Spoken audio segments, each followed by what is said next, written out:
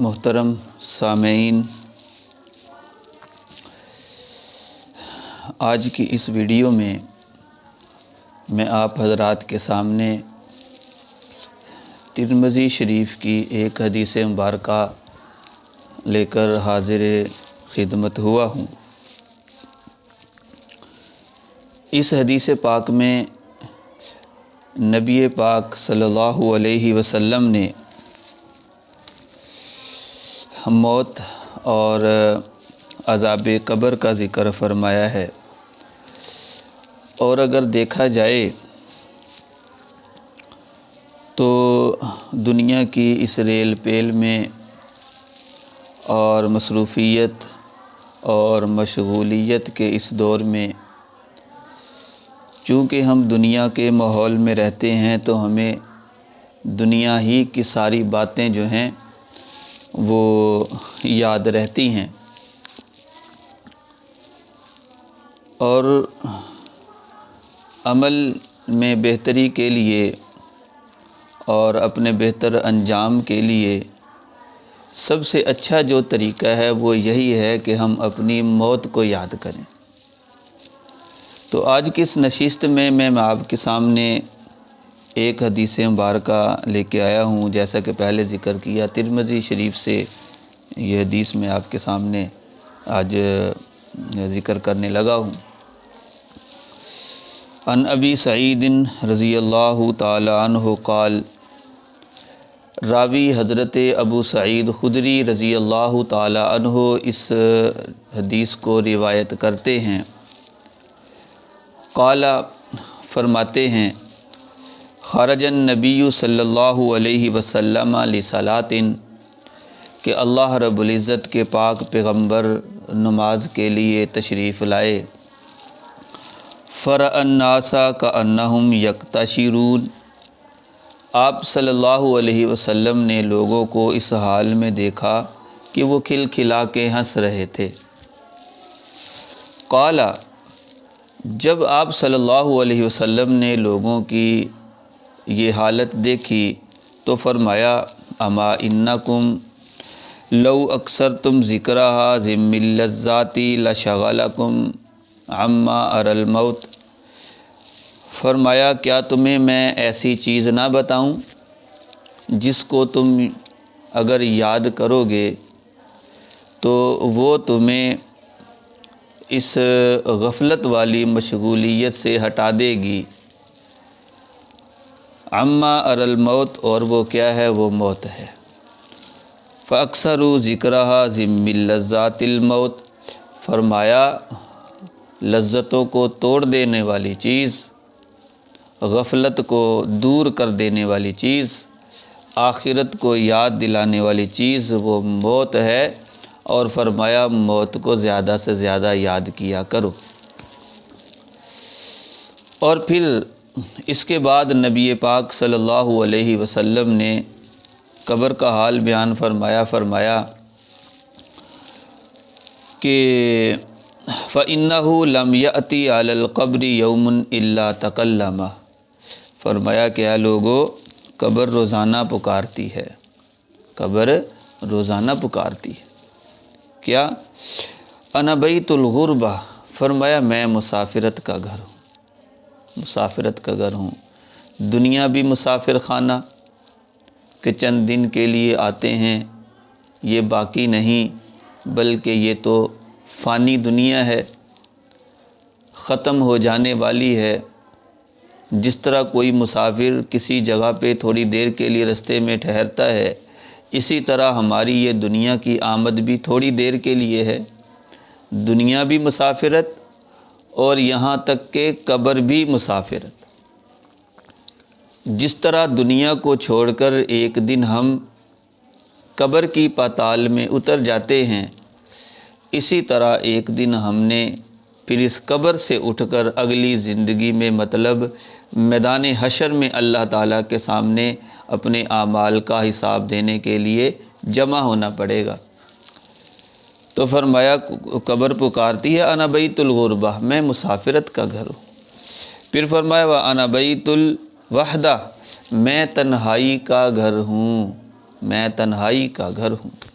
اندازہ لگائیں کہ بعض دفعہ ایسا ہوتا ہے کہ ہمارے پاس گھر بھی ہے، بنگلہ بھی ہے، ہر چیز موجود ہے، کھانے پینے کا سامان بھی موجود ہے، ضروریات بھی مکمل ہیں، لیکن ہوتا یہ ہے کہ تنہائی، جب ہم تنہا ہو، کچھ ایک دن کے لیے ہی اگر ہم کیوں نہ تنہا ہوں، اکیلے ہوں، ہمارے پاس کوئی نہ ہو، یہ تنہائی بھی ہمیں ایک عذاب لگتی ہے۔ تو قبر کا حال بیان فرما دیا کہ قبر میں ایسا ہوگا، نہ وہاں پہ بھائی، نہ وہاں پہ بہن، نہ وہاں پہ ماں، نہ وہاں پہ ساتھ والد، نہ دوست احباب، کوئی بھی ساتھ نہیں ہوگا۔ قبر کا سفر جو ہے وہ اکیلے بتانا پڑے گا۔ تنہائی بھی ایک قسم کا جو ہے وہ عذاب ہوتی ہے، اس لیے فرمایا اس قبر کو یاد کیا کرو۔ پھر فرمایا وہ قبر پکارتی ہے، وَأَنَا بَيْتُ التُّرَابِ، میں مٹی کا گھر ہوں، میں مٹی کا گھر ہوں۔ دنیا میں ہمارے پکے گھر، پکی دیواریں، پکے فرش، پکی چھتیں، کہیں ٹائل، کہیں نقش و نگار، اور کہیں ٹائل، کہیں پتھر، اور خوبصورت ہمارے گھر، لیکن قبر کا ٹکڑا چھوٹا سا، نہ کوئی دیواریں، نہ وہاں پہ پتھر، نہ وہاں پہ رنگینیاں، نہ وہاں پہ نقش و نگار، نہ وہاں پہ کھڑکیاں، نہ وہاں پہ اے سی، نہ وہاں پہ پنکھے، نہ وہاں پہ بجلی۔ فرمایا قبر پکارتی ہے، انا بیت التراب، مٹی کا گھر۔ اچھا مٹی کا گھر ہے، پھر فرمایا وانا بیت الدود، کیڑوں کا گھر۔ آج دنیا میں ہمارے چہرے پہ ایک چیونٹی بیٹھ جائے، ہمارے چہرے پہ ایک مکھی آ کے بیٹھ جائے، ہمارے چہرے پہ کوئی بھی کیڑا مکوڑا، ہم اس کو برداشت نہیں کرتے، پرے کر دیتے ہیں۔ لیکن مٹی میں وہاں پر کتنے کیڑے ہوں گے، وہ پتہ نہیں کیسے کیڑے ہوں گے۔ تو قبر کی حالت بیان فرمائی کہ اس قبر کو یاد کرو جو روزانہ پکارتی ہے، وَأَنَا بَيْتُ الدُّودِ، میں کیڑوں کا گھر ہوں۔ اور پھر فرمایا وَإِذَا دُفِنَ الْعَبْدُ الْمُؤْمِنُ، جب کوئی مومن بندہ قبر میں دفن کیا جاتا ہے، قَالَ لَهُ الْقَبْرُ مَرْحَبًا وَأَهْلًا، مومن بندے کو قبر کہتی ہے کہ تجھے خوش آمدید ہو، اما ان كنت لأحب من يمشي على ظهري إلي فإذا وليتك اليوم وسرت إلي فسترى صنيعي بك، جب کوئی مومن بندہ قبر میں اتارا جاتا ہے تو قبر اس سے کہتی ہے کہ تیرا آنا مبارک، میں تجھے اہلاً و مرحباً و اہلاً خوش آمدید کہتی ہوں، اور میرے اوپر جتنے لوگ چلتے تھے تو ان میں مجھے سب سے اچھا لگتا تھا، آج تو میرے پاس آیا، میرے حوالے کیا گیا، تو آج میرا سلوک دیکھ، یوں کہہ لیں کہ حسن سلوک دیکھ۔ قال فیتسع له مد بصره ویفتح له باب الی الجنہ، فرمایا کہ مومن کے لیے قبر کشادہ ہو جاتی ہے، اس قدر کشادہ ہو جاتی ہے جہاں تک کہ اس کی نظر جاتی ہے، اور اس کے لیے جنت کی طرف جو ہے وہ دروازہ کھڑکی ایک کھول دیا جاتا ہے۔ وَإِذَا دُفِنَ الْعَبْدُ الْفَاجِرُ أَوِ الْكَافِرُ قَالَ لَهُ الْقَبْرُ لَا مَرْحَبًا وَلَا أَهْلًا أَمَا إِن كُنتَ لَأَبْغَضَ مَن يَمْشِي عَلَى ظَهْرِي إِلَيَّ فَإِذَا وُلِّيتُكَ الْيَوْمَ وَسِرْتَ إِلَيَّ فَسَتَرَى صَنِيعِي بِكَ، جب کوئی فاجر، گناہگار یا کافر قبر میں دفن کیا جاتا ہے تو قبر اسے کہتی ہے آج تو میرے پاس آیا، دنیا میں تو حال یہ تھا جب تو میرے اوپر چلتا تھا، جتنے بھی لوگ میرے اوپر چلتے ہیں تو مجھے سب سے برا لگتا تھا، آج میرا سلوک دیکھ۔ فرمایا فَيَلْتَئِمُ عَلَيْهِ حَتَّى تَخْتَلِفُ أَضْلَاعُهُ، نبی پاک صلی اللہ علیہ وسلم نے ارشاد فرمایا کہ قبر اس کو یوں دباتی ہے، اس طرح دباتی ہے، بھینچتی ہے کہ اس کے دائیں پسلیاں بائیں ہو جاتی ہیں اور بائیں پسلیاں دائیں ہو جاتی ہیں۔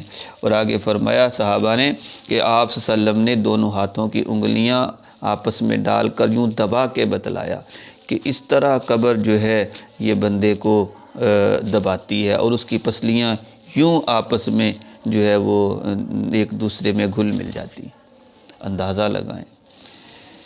تو لہٰذا اس قبر کے بارے میں، اور پھر فرمایا وَيُقَيَّضُ لَهُ 70 تِنِّينًا لَوْ أَنَّ وَاحِدًا مِّنْهَا نَفَخَ فِي الْأَرْضِ مَا أَنبَتَتْ شَيْئًا مَا بَقِيَتِ الدُّنْيَا۔ فرمایا کب اس ایسے بندے پہ، فاجر پہ، کافر پہ، گناہگار پہ 70 اژدہے مسلط کر دیے جاتے ہیں، اندازہ لگائیں۔ اور فرمایا اگر وہ دنیا پر ایک دفعہ پھونک دیں تو فرمایا یہ زمین، یہ ساری کی ساری زمین اگانا چھوڑ دے، اتنے زہریلے۔ اندازہ لگائیں جب وہ قبر والے کو ڈسیں گے تو اس کا حال کیا ہوگا۔ فَيَنْحَسْنَهُ، اس کو کاٹتے ہیں، وَيَخْدِشْنَهُ حَتَّى يُفْضِي بِهِ إِلَى الْحِسَابِ، یہ قبر والے کو ڈستے بھی ہیں، اس کو کاٹتے بھی ہیں، اس کو نوچتے بھی ہیں۔ فرمایا آگے اِنَّمَا الْقَبْرُ رَوْضَةٌ مِّن رِيَاضِ الْجَنَّةِ أَوْ حُفْرَةٌ مِّن حُفَرِ النَّارِ، کہ اے لوگو قبر جو ہے جنت کے باغوں میں سے ایک باغ ہے یا پھر جہنم کے گڑھوں میں سے ایک گڑھا ہے۔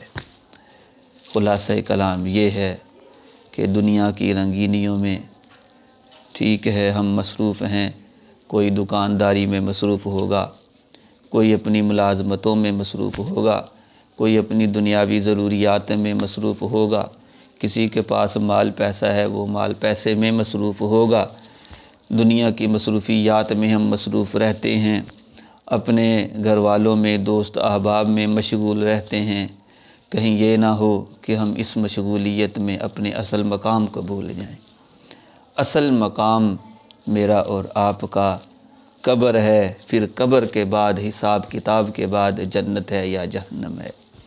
تو معزز سامعین، اس حدیث کا مقصد یہ ہے، ہمیں غفلت سے نکالنا ہے، ہمیں آخرت کی یاد دلانا مقصد ہے، ہم اپنے انجام کو یاد کریں، ہم اپنی آخرت کو یاد کریں کہ ایک دن ہم نے جانا ہے، اس دنیا کو چھوڑ کے جانا ہے۔ اللہ تعالیٰ سے دعا ہے اللہ رب العزت ہمیں عمل کرنے کی توفیق نصیب فرمائے اور ہمیں ہماری آخرت کو جو ہے ہمارے لیے آسان بنائے، ہماری قبر کو ہمارے لیے آسان بنائے۔ اللہ رب العزت آخرت میں ہمارا معاملہ جو ہے وہ آسان کرے اور ہماری جو ہمیشہ کی زندگی ہے، جو ہمیشہ رہنے والی جگہ جنت ہے، اللہ تعالی ہم سب کے لیے اس جنت کا فیصلہ فرمائے اور قبر کے عذاب سے بھی ہمیں محفوظ رکھے اور دوزخ کے عذاب سے بھی اللہ تعالی ہمیں محفوظ رکھے۔ وآخر دعوانا ان الحمد للہ رب العالمین۔